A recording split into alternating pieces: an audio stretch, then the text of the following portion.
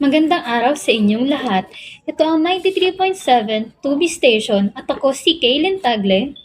Ako po si Kiara Alamo. At ako naman si Reyes Boregas. At ngayong araw ay gusto namin talakayin sa inyo ang napapanong usapin tungkol sa paggamit ng Artificial Intelligence o AI sa ating lipunan. Una sa lahat, hindi maikakala ang napakalaking ambag ng AI sa ating pang-araw-araw na buhay.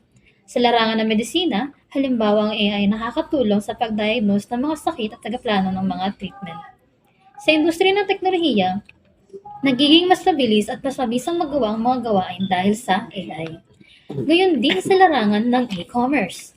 Ang AI ay ginagamit upang makapagbigay ng suwestyon o rekomendasyon ukol sa mga bagay-bagay na gusto at tinatangkilik ng masa. Dahil dito, mas nagkakaroon ng ugnayan ang buyer at ang seller. Pagdating naman sa edukasyon, ang AI ay maaaring gamitin para sa personalized learning, adaptive assessments, at virtual tutors kung saan mas madali maintindihan ng mga estudyante. Gayunpaman, may ilang mga alalahanin din nakaakibat sa pag-unlad ng AI. Isa na rito ang posibleng pagkawala ng trabaho sa ilang sektor dahil sa pag-automate ng mga gawain. Kailangan din nating bantayan ang posibilidad ng pagkakaiba-iba at diskriminasyon sa mga desisyon na ginawa ng AI.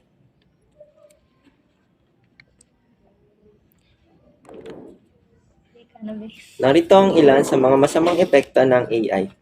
Una sa lahat ay ang deepfakes. Ang AI ay ginagamit sa paggawa ng deepfake videos kung saan maaaring manipulahin ang mga video upang mukhang totoo.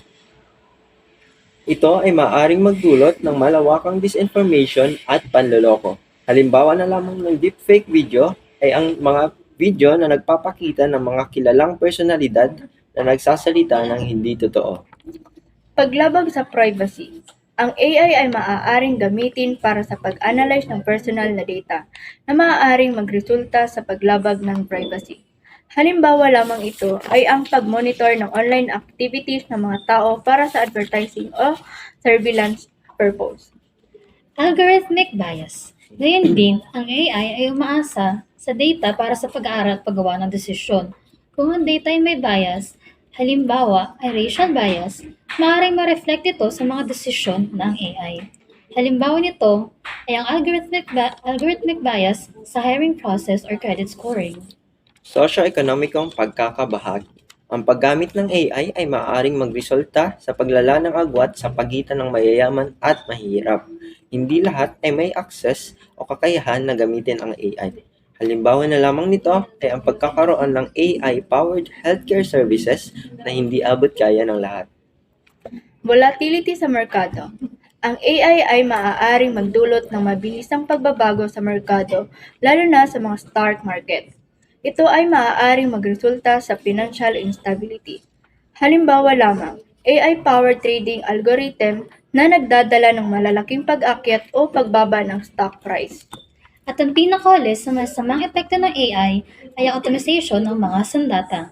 Ang AI ay maaaring gamitin sa pagdevelop ng autonomous weapons. Ito ay nagdadala ng panganib sa seguridad at kapayapaan. Halimbawa nito ay ang autonomous drones o robots na may kakayahan sa military operations.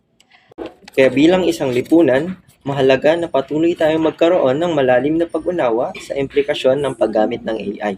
Dapat nating siguruhin ang pag-unlad na ito ay makakatulong sa pagpapabuti ng buhay ng tao at hindi magdulot ng hindi inaasahang bunga. Unang ehemplo ay ang pagsunod sa legal at ethical guidelines. Siguro yung sumusunod sa mga regulasyon at batas kaugnay ng AI. Iwasan ang paggamit ng AI para sa illegal o mapanirang layunin. Pagpili ng tamang data.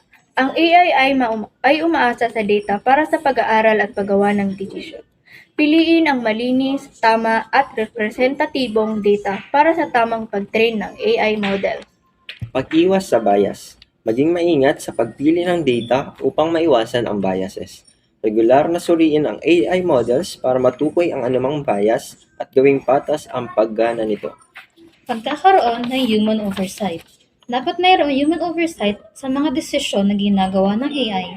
Ito ay upang masiguro na ang mga desisyon ay naayon sa etikal na pamantayan at hindi nagdudulot ng pinsala. Pagtanggap ng feedback at pag-improve.